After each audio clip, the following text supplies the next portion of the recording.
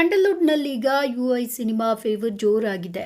ಉಪೇಂದ್ರ ನಿರ್ದೇಶಿಸಿ ನಟಿಸಿರುವಂತಹ UI cinema ಭರ್ಜರಿ ಪ್ರದರ್ಶನವನ್ನ ಕಾಣ್ತಾ ಇದೆ. ಬಾಕ್ಸ್ ಆಫೀಸ್ನಲ್ಲೂ ಕೂಡ ಕಲೆಕ್ಷನ್ ಜೋರಾಗಿ ಇದೆ. ಶುಕ್ರವಾರ ತೆರೆಕಂಡ ಚಿತ್ರಕ್ಕೆ ಮಿಶ್ರ ಪ್ರತಿಕ್ರಿಯೆ ಸಿಕ್ಕಿತ್ತು.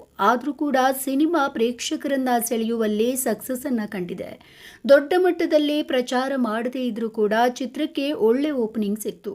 ಕರ್ನಾಟಕ ಮಾತ್ರವಲ್ಲ, ಆಂಧ್ರಪ್ರದೇಶ, ತೆಲಂಗಾಣ, ತಮಿಳುನಾಡು ಹಾಡು ವಿದೇಶಗಳಲ್ಲಿ ಕೂಡ ಒಳ್ಳೆಯ ರೆಸ್ಪಾನ್ಸ್ ಸಿಕ್ಕಿದೆ. ತಕ್ಕ ಮಟ್ಟಿಗೆ ಅಡ್ವಾನ್ಸ್ ಬುಕ್ಕಿಂಗ್ ಕೂಡ ನಡೆದಿತ್ತು. ಆದರೆ ಶುಕ್ರವಾರ ಬಂದಂತಹ ವಿಭಿನ್ನ ರೆಸ್ಪಾನ್ಸ್ ಮೌತ್ ಟಾಕ್ ಹೆಚ್ಚುವಂತೆ ಮಾಡಿತ್ತು. ನಿಧಾನವಾಗಿ ಪ್ರೇಕ್ಷಕರು ಸಿನಿಮಾ ನೋಡಲು ಮುಗಿಬಿದ್ದಿದ್ರು. ಉಪೇಂದ್ರ ನಿರ್ದೇಶನ ಅಂದರೆ ವಿಭಿನ್ನವಾಗಿ ಇರುತ್ತೆ. ಅಷ್ಟು ಸುಲಭಕ್ಕೆ ಎಲ್ರಿಗೂ ಕೂಡ ಅರ್ಥವಾಗಲ್ಲ. ಇದೇ ಯುಐ ಚಿತ್ರಕ್ಕೆ ಪ್ಲಸ್ ಆಗಿದೆ. ರಿಪೀಟ್ ಆಡಿಯನ್ಸ್ ಚಿತ್ರಮಂದಿರದ ಕಡೆ ಮುಖ ಮಾಡಿದ್ದಾರೆ. ಅಂದಹಾಗೆ ಸ್ಯಾಕ್ನಿಕ್ ವರದಿಯ ಪ್ರಕಾರ ಮೊದಲ ದಿನ ಭಾರತದಲ್ಲಿ ಯುಐ ಸಿನಿಮಾ 6.95 ಕೋಟಿ ರೂಪಾಯಿ ನೆಟ್ ಕಲೆಕ್ಷನ್ ಮಾಡಿತ್ತು. ಎರಡನೇ ದಿನವಾದಂತಹ ಶನಿವಾರ 5.6 ಕೋಟಿ ಬಾಚಿತ್ತು. ಮೂರನೇ ದಿನ ಯುಐ ಕ್ರೇಜ್ ಜೋರಾಗಿತ್ತು. 5.79 ಕೋಟಿ ಗಳಿಕೆ ಕಂಡಿದ್ದೆ ಎನ್ನಲಾಗಿದೆ. ಒಟ್ಟಾರೆ ಮೊದಲ 3 ದಿನ ಸಿನಿಮಾ 18.3 ಕೋಟಿ ರೂಪಾಯಿ ಕಲೆಕ್ಷನ್ ಮಾಡಿದೆ.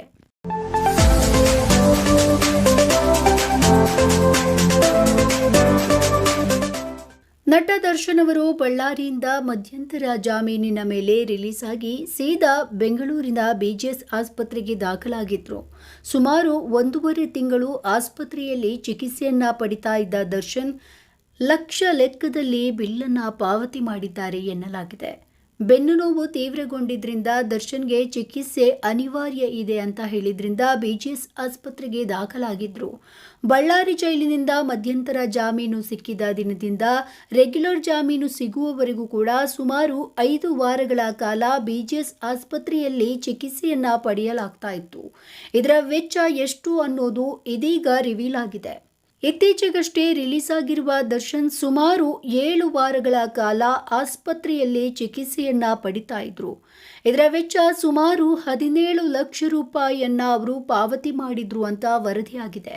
ಇಷ್ಟು ದೊಡ್ಡ ಮೊತ್ತದ ಹಣವನ್ನ ಕೇವಲ 47 ದಿನಗಳಿಗೆ ಪಾವತಿ ಮಾಡಿದ್ದು ಅವರ ಅಭಿಮಾನಿಗಳಿಗೆ ಅಚ್ಚರಿಯನ್ನ ತಂದುಕೊಟ್ಟಿದೆ. ಇನ್ನು ಆಸ್ಪತ್ರೆ ಬಿಲ್ನಲ್ಲಿ ದರ್ಶನ್ ನೀಡಿರುವಂತಹ ವಾರ್ಡ್ ರೂಮ್ ಚಾರ್ಜ್ ಕೂಡ ಸೇರಿಕೊಂಡಿದೆ. ಹಾಗೆ ಫಿಸಿಯೋಥೆರಪಿ, ವೈದ್ಯರ ಕನ್ಸಲ್ಟೆನ್ಸಿ ಫೀಸ್, ಹಾಗೆ ಮೆಡಿಕಲ್ ಟೆಸ್ಟ್, ಎಕ್ಸ್ರೇ ರಿಪೋರ್ಟ್ಗಳು ಹಾಗೆ ಹಲವು ರೀತಿಯ ಟೆಸ್ಟ್ಗಳನ್ನು ಕೂಡ ಅವರು ಮಾಡಿಸಿದ್ದಾರೆ. ಹೀಗೆ ವೈದ್ಯರು ಮಾಡಿದ 10 ಹಲವು ಟೆಸ್ಟ್ಗಳನ್ನು ಮಾಡಿಸಿದ್ದಕ್ಕೆ ಸುಮಾರು 17 ಲಕ್ಷ ರೂಪಾಯಿಗಳಷ್ಟು ಬಿಲ್ ಚಾರ್ಜ್ ಆಗಿದೆ ಅಂತ ವರದಿಯಾಗಿದೆ.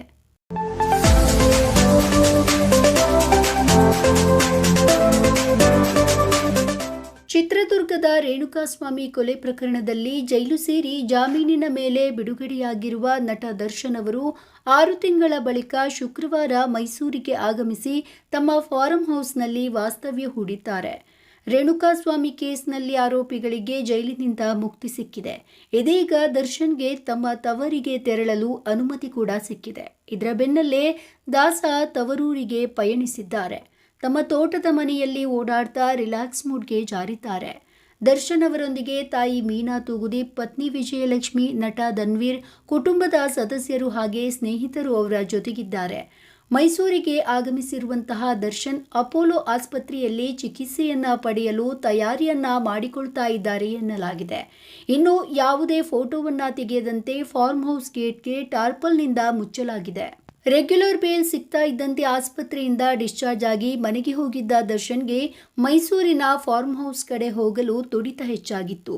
ಇದೇ ನಿಟ್ಟಿನಲ್ಲಿ ಸೆಷನ್ಸ್ ಕೋರ್ಟ್ಗೆ ದಾಸ ಅರ್ಜಿಯನ್ನ ಕೂಡ ಸಲ್ಲಿಸಿದ್ರು. ಕೋರ್ಟ್ ಕೂಡ ದರ್ಶನ್ಗೆ ಅನುಮತಿಯನ್ನ ನೀಡಿತ್ತು. ಡಿಸೆಂಬರ್ 20ರಿಂದ ಜನವರಿ 5ರವರೆಗೆ 2 ವಾರ ಪರ್ಮಿಷನ್ ಅನ್ನ ಕೋರ್ಟ್ ಕೊಟ್ಟಿದೆ. ಅನುಮತಿ ಕೊಟ್ಟ ಬೆನ್ನಲ್ಲೇ ನಿನ್ನೆ ಬೆಳಿಗ್ಗೆ ದರ್ಶನ್ ಮೈಸೂರಿಗೆ ಪಯಣಿಸಿದ್ದಾರೆ. ಫಾರ್ಮ್ ಹೌಸ್ನಲ್ಲಿ ಪ್ರಾಣಿಗಳ ಜೊತೆ ಕಾಲ ಕಳಿತಾ ದರ್ಶನ್ ಓಡಾಡಿಕೊಂಡಿದ್ದಾರೆ. ತೋಟದ ಕೆಲಸವನ್ನ ಮಾಡಿಸುತ್ತಾ ಬೆನ್ನು ನೋವನ್ನ ಮರೆತಂತೆ ಕಾಣಿಸಿಕೊಂಡಿದ್ದಾರೆ.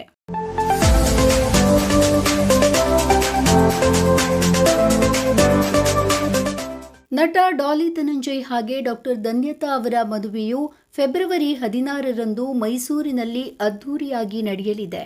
ಇದಕ್ಕೂ ಮುನ್ನ ಧನು ಅವರು ಸ್ಯಾಂಡಲ್ವುಡ್ ಕಲಾವಿದರು, ತಂತ್ರಜ್ಞರಿಗೆ, ರಾಜಕೀಯ ಮುಖಂಡರಿಗೆ, ಸ್ನೇಹಿತರಿಗೆ, ಆಪ್ತರಿಗೆ ಲಗ್ನ ಪತ್ರಿಕೆಯನ್ನ ಹಂಚುತ್ತಾ ಇದ್ದಾರೆ. ಭಾನುವಾರ ಅವರು ಉಪಮುಖ್ಯಮಂತ್ರಿ ಡಿಕೆ ಶಿವಕುಮಾರ್ ಅವರ ನಿವಾಸಕ್ಕೆ ತೆರಳಿ ಅವರಿಗೆ ಆಹ್ವಾನ ಪತ್ರಿಕೆಯನ್ನ ನೀಡಿದ್ದಾರೆ.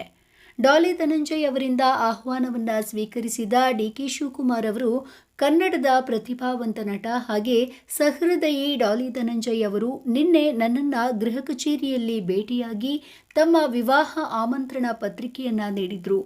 ವೈವಾಹಿಕ ಜೀವನಕ್ಕೆ ಕಾಲಿಡ್ತಾ ಇರುವಂತಹ ಅವರಿಗೆ ಶುಭವನ್ನ ಹಾರೈಸಿದ್ದೇನೆ. ಕನ್ನಡ ಸೇರಿದಂತೆ ಹಲವು ಭಾಷೆಗಳ ಚಿತ್ರರಂಗ ಪ್ರವೇಶಿಸಿರುವಂತಹ ಡಾಲಿಯವರು ಅಲ್ಲೂ ಕೂಡ ತಮ್ಮ ಛಾಪನ್ನು ಮೂಡಿಸಿದ್ದಾರೆ.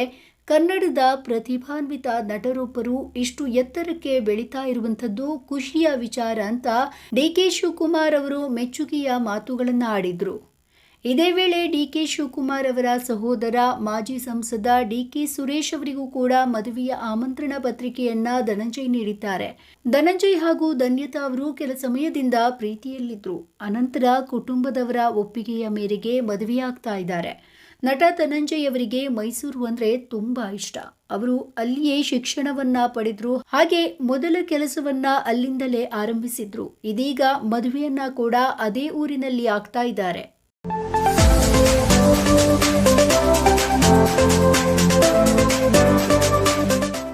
ಬಿಗ್ ಬಾಸ್ ಕನ್ನಡ ಸೀಸನ್ 11ರ 13ನೇ ವಾರದ ಆರಂಭದಲ್ಲೇ ಚೈತ್ರ ಕುಂದಾಪುರ ಹಾಗೆ ಐಶ್ವರ್ಯ ಸಿಂಧೋಗಿ ಮಧ್ಯೆ ಬೆಂಕಿ ಹೊತ್ತಿಕೊಂಡಿದೆ. ಇವತ್ತಿನ ಸಂಚಿಕೆಯಲ್ಲಿ ಬಿಗ್ ಬಾಸ್ ಒಂದು ಟಾಸ್ಕ್ ಅನ್ನ ನೀಡ್ತಾರೆ. ಅದುವೇ ಎಚ್ಚೆತ್ತುಕೊಳ್ಳಿ ಅಂತ. ಸ್ಪರ್ಧಿಗಳು ಇನ್ನೊಬ್ಬ ಸ್ಪರ್ಧಿಗೆ ಎಚ್ಚೆತ್ತುಕೋ ಅಂತ ಹೇಳಲು ಬಯಸಿದ್ರೆ ಒಂದು ಕಾಫಿಯನ್ನ ಅವರ ಮುಖಕ್ಕೆ ಎರಚಿ ಅವರ ತಪ್ಪು ಹೇಳಿ ಎಚ್ಚೆತ್ತುಕೊಳ್ಳಿ ಅಂತ ಹೇಳಬಹುದು. ಇದೇ ರೀತಿ ಐಶ್ವರ್ಯ ಚೈತ್ರಳ ಮುಖಕ್ಕೆ ಕಾಫಿಯನ್ನ ಎರಚಿ ಟಾರ್ಗೆಟ್ ನಾಮಿನೇಷನ್ ವಿಚಾರವನ್ನ ಹೇಳ್ತಾರೆ. ಆಗ ಚೈತ್ರ ಕುಂದಾಪುರ ಮತ್ತು ಐಶ್ವರ್ಯ ಸಿಂಧೋಗಿ ಮಧ್ಯೆ ಏಕವಚನದಲ್ಲೇ ಮಾತಿನ ಚಕಮಕಿ ನಡೆದಿದೆ. ಟಾರ್ಗೆಟ್ ನಾಮಿನೇಷನ್ ವಿಚಾರವಾಗಿ ಇಬ್ಬರು ಕೂಡ ಕಿತ್ತಾಡಿಕೊಂಡಿದ್ದಾರೆ. ವಾರದ ಕತೆ, ಕಿಚ್ಚನ ಜೊತೆ ಹಾಗೆ ಸೂಪರ್ ಸಂಡೇ ವಿತ್ ಸುದೀಪ ಸಂಚಿಕೆಗಳಲ್ಲಿ ಡಲ್ ಆಗಿರುವಂತಹ ಚೈತ್ರ ಕುಂದಾಪುರ ಇದೀಗ ರೊಚ್ಚಿಗೆದ್ದು ಬಿಟ್ಟಿದ್ದಾರೆ. ಇನ್ನು ಇದೇ ಟಾಸ್ಕ್ನಲ್ಲಿ ಇಂಟ್ರೆಸ್ಟಿಂಗ್ ಅಂದರೆ ಚಟುವಟಿಕೆಯ ಅನುಸಾರ ಮಂಜು ಮುಖಕ್ಕೆ ಗೌತಮಿ ಕಾಫಿ ಎರಚಿದ್ದಾರೆ. ಮಂಜು ಎಚ್ಚೆತ್ತುಕೊಳ್ಬೇಕು ಅಂತ ಮುಖಕ್ಕೆ ಹೊಡೆದ ಹಾಗೆ ಗೌತಮಿ ಹೇಳಿದ್ದಾರೆ. ಇನ್ನು ಗೌತಮಿ ಮುಖಕ್ಕೆ ರಜತ್ ಕಾಫಿ ಎರಚಿದ್ದಾರೆ. ಹಾಗಾದ್ರೆ ಮಂಜು ಈಗಲಾದರೂ ಎಚ್ಚೆತ್ತುಕೊಳ್ತಾರಾ, ಗೆಳತಿಯ ನೆರಳನ್ನ ಬಿಟ್ಟು ಆಚೆ ಬರ್ತಾರಾ ಅಂತ ಕಾದು ನೋಡಬೇಕಾಗಿದೆ.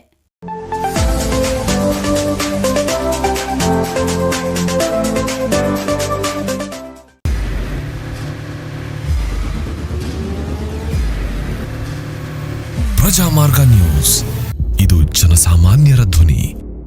ನಮಸ್ಕಾರ. ನೀವು ನೋಡ್ತಾ ಇದ್ದೀರಾ ಪ್ರಜಾಮಾರ್ಗ ನ್ಯೂಸ್. ರಾಷ್ಟ್ರದ, ರಾಜ್ಯದ, ರಾಜಕೀಯದ ಬಗ್ಗೆ ಹೆಚ್ಚಿನ ಸಿನಿಮಾ ಅಪ್ಡೇಟ್ಗಳಿಗಾಗಿ ಫಸ್ಟ್ ಲೈಕ್ ಮಾಡಿ, ಸಬ್ಸ್ಕ್ರೈಬ್ ಆಗಿ, ಹಾಗೆ ಫಾಲೋ ಕೂಡ ಮಾಡಬೇಕು.